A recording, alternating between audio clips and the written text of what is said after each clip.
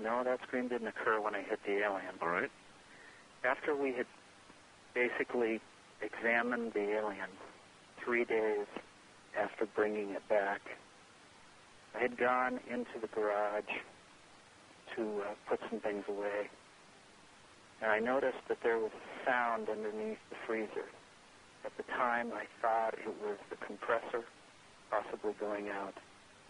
I thought about rats, and I thought about if it was either one, I'd probably have to move this body and clean out my refrigerator. But as I looked closer, there were no rats, and the compressor seemed to be working. But I still heard a sound, a scratching sound, almost a thump scratching sound. And it was coming from inside the freezer.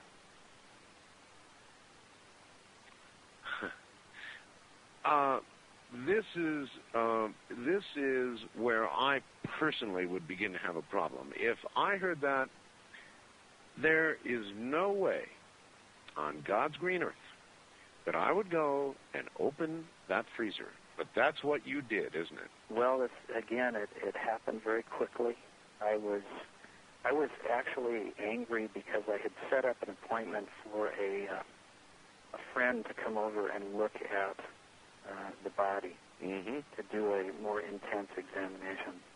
And that examination was canceled without any reason, and no reason given, and it was done in such a way that I knew there was either somebody had gotten to this other person or he was afraid. And I was very angry. I was very frustrated. And so I was literally putting things away in frustration and was angry, and at the time I heard this noise, I wasn't thinking about anything. And I opened the lid of the freezer, and I could see that it was moving. It had actually opened the top of the thermal blanket, and the arm was moving across the side of the inside of the freezer. I slammed the door of the freezer and ran like hell in the house. Now that I would have done. Had I been foolish enough to open the door, had I seen what you saw and heard what you heard, maybe that'd be it. I mean, this thing by then had been in the freezer how long? At that point, approximately 3 days. You know, somebody called me earlier today. This has been, I think, coffee table conversation now for days since our last interview.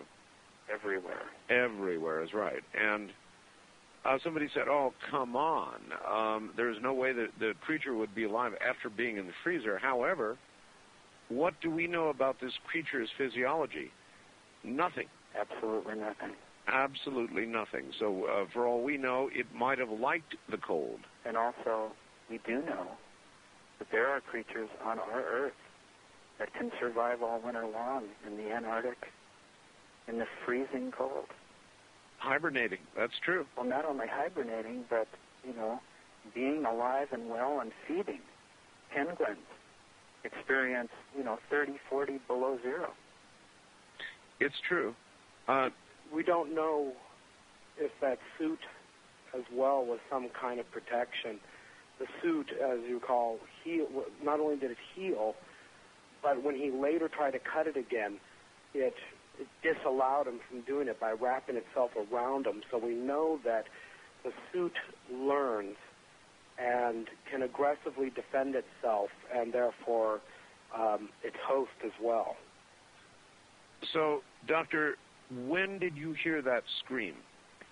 Well, after a few hours had gone by, and I had called Gary back, and he had calmed me down from crawling practically around the ceiling. We both went out to look again, and I figured, we went out and looked. We did the same thing. I opened the freezer so that I could know that I was not imagining this. And the same thing happened. And when the freezer was opened, this thing let out a scream like I have never heard before. It literally, the force of the sound made you feel like something was pushing against your chest? The air around it as it screams actually bubbles and moves. It felt like the air was moving. God. And at that time, it was just, open and closed. And later on, I felt like I had to try to document this. Of course. So I took my camera and I took the recorder and I turned it on and I again opened the freezer, and that's when I recorded this sound. Would you play the sound for us once again, please? Yes, I will. Hold on. Okay. Here it comes.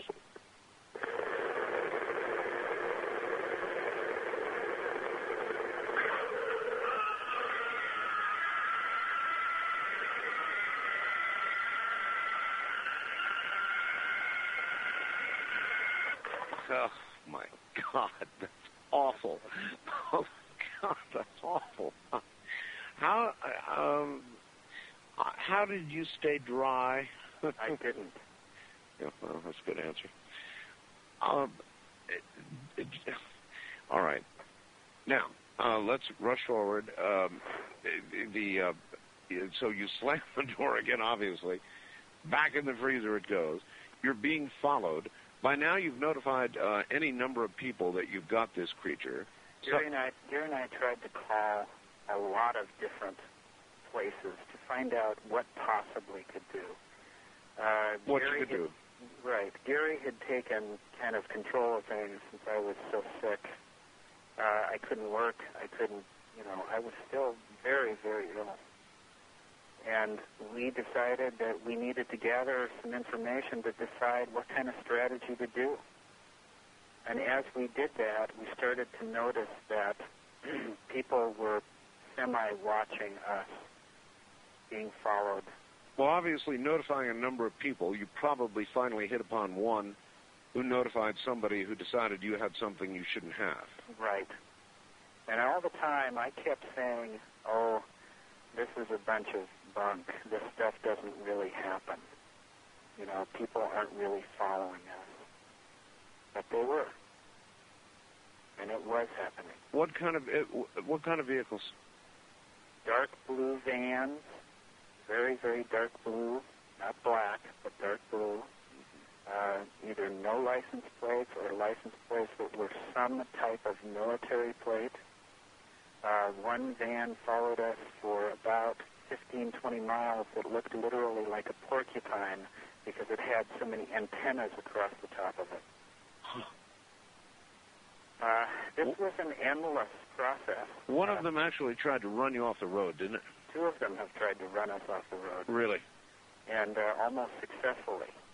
Matter of fact, they at one point also tried to run Gary off the road, but they pulled out in the last second.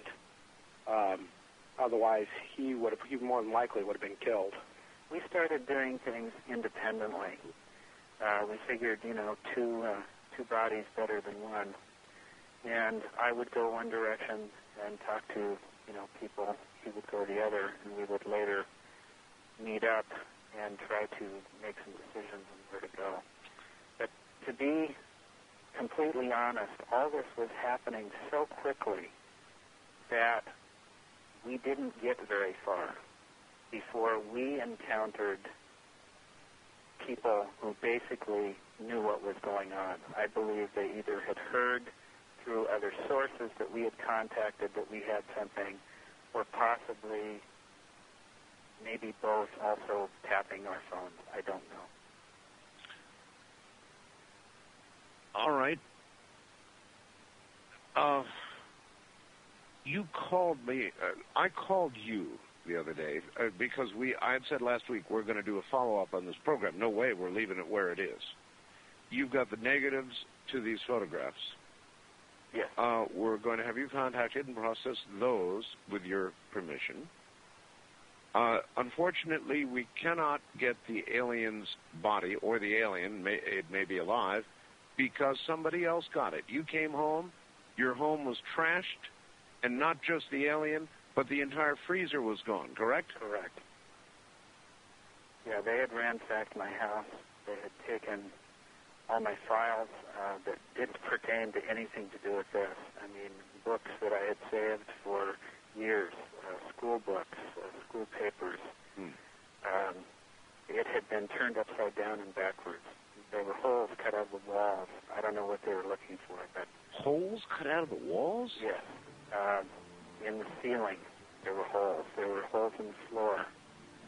And finally, I walked to the garage. Now, this was after a day later, after I had seen the vans at the house. Right. And I walked to the garage. The garage door had literally been taken off its hinges, pried literally out of the wall. And the freezer? And the freezer was gone. Gone. Hold on, Doctor. We're at the bottom of the hour. We'll be right back. This is Coast to Coast AM. Well, all right, gentlemen, we're back on the air again. Before we do go to the phones, is there anything that either one of you wants to get out that hasn't been said that should be said? Robert? Well, I'd like to say you asked me earlier about the book. Sure. The book is pretty much, it's done. It's the text. We're just going over, making sure that it's perfect. And the book will have photographs in it. And fingers crossed, we're talking to people now, and we'll get it out as soon as we can. Mm-hmm. The details of the story that we're talking about, we've talked about maybe 1/5 of what happened. 1/5 of what happened. In other words, there's an awful lot of detail in between the chronology you gave us. Absolutely.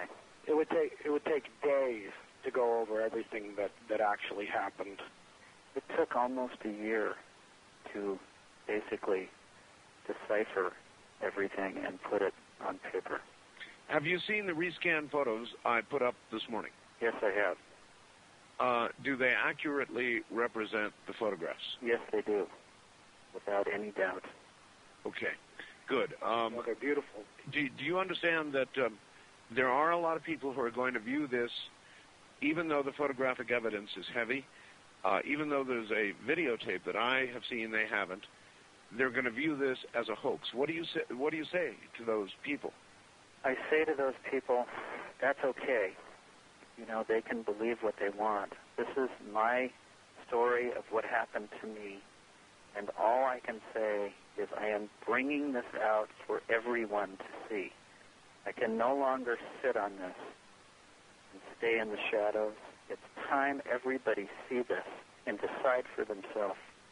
You know, there are too many secrets, and for too long, people have been telling us this didn't happen or that didn't happen, and you need to think this way.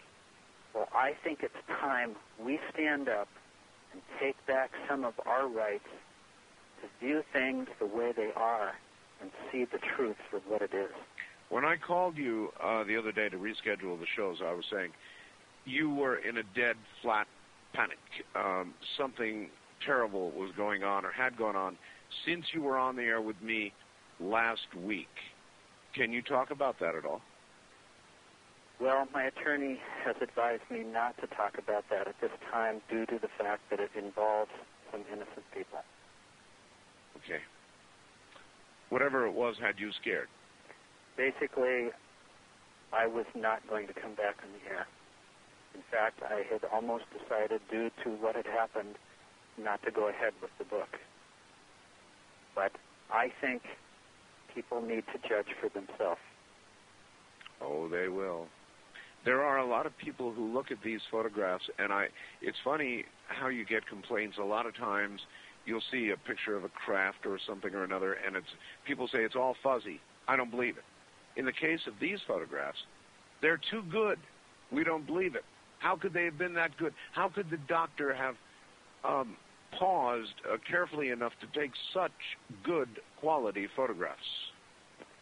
They just came out good, and I'm glad they did, because it's about time somebody come forward with something. All right. I'm going to go to the phones, and we'll see what we get. And we don't screen calls, so we're liable to get anything. And I know, Robert, since you have done the documentation, you may want to respond to some of these, too.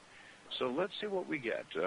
On our first-time caller line, you're on the air with Dr. Reed and Robert Wraith. Hi.